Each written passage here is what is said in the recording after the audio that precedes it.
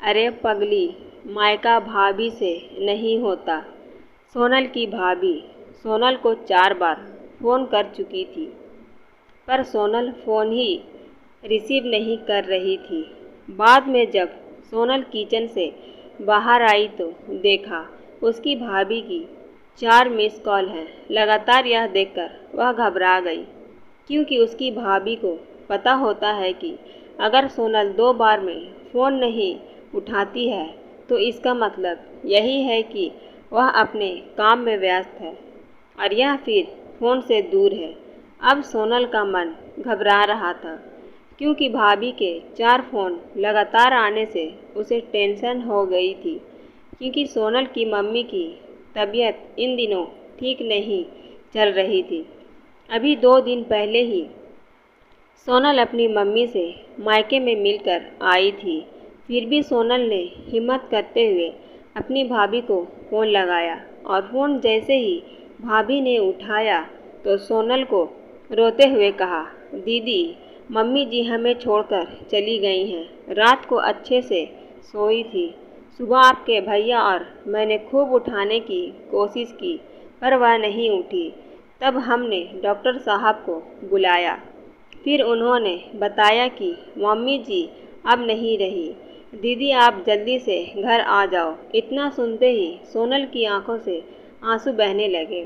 पापा तो पहले ही उसे छोड़कर जा चुके थे और अब उसकी माँ भी नहीं रही। सोनल तो बिल्कुल बेहाल हो चुकी थी। अब सोनल ने रोते रोते यह बात सच में उसके पति को बताई तो सक्षम ने उसे संभाला और उसे जल्दी से कार में बिठाकर मायके ले गया। सोनल जैसे ही अपने घर पहुंची तो अपनी माँ के शरीर को देखकर उसे लिपट गई और खूब रोई। आखिर में सक्षम ने उसे किसी तरह समझाया और माँ का अंतिम संस्कार किया। सारे विधि विधान होने के बाद भी सोनल की रुलाई रुकी नहीं रही थी। उसे माँ की बहुत याद आ रही थी।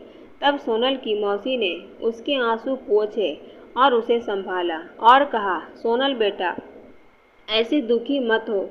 दीदी नहीं रही तो क्या हुआ, मैं हूँ ना, तेरी मौसी। मेरा घर भी तेरा मायका है।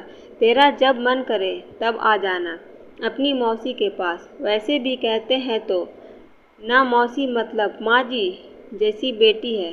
तेरा दर्द समझ सकती हूँ, क्योंकि तेरे पापा तो पहले ही मुझे छोड़कर जा चुके हैं और आज दीदी भी चली गई। कहते हैं न कि माँ के जाने के बाद तो लड़कियों का मायका ही छूट जाता है। यह भाभी तो बस दुनिया को दिखाने के लिए नाम का रिश्ता होता है, क्योंकि मायका तो माँ से ही होता है। सोनल भी मन ही मन सोचने लगी कि शायद मौसी ठीक ही तो कह रही है, और वह मौसी से लिपट कर जोर जोर से रोने लगी और कहने लगी, क्या मासी, मेरा भी मायका अब नहीं रहा।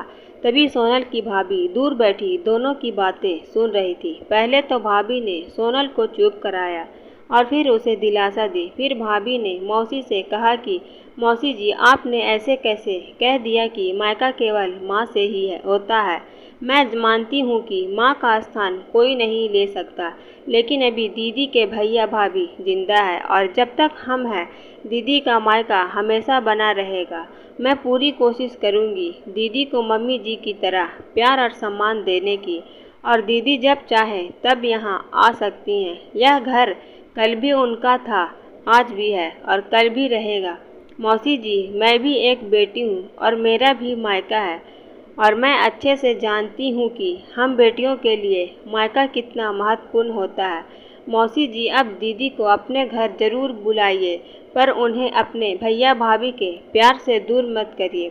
तभी मौसी ने कहा, बहू, आज के ज़माने में तेरी जैसी सोच रखने वाली भाभी बहुत कम मिलती है। मुझे माफ़ कर दे, मैंने सोनल को गलत राह दिखाई। तभी सोनल अपनी भाभी के गले लग गई और बोली, भाभी, आज आपने मुझे विश्वास दिला दिया कि भाभी भी माँ के सम्मान होती है, और मैं संतुष्ट हूँ कि जब आप और भैया हो मेरा मायका तब सदा बना रहेगा।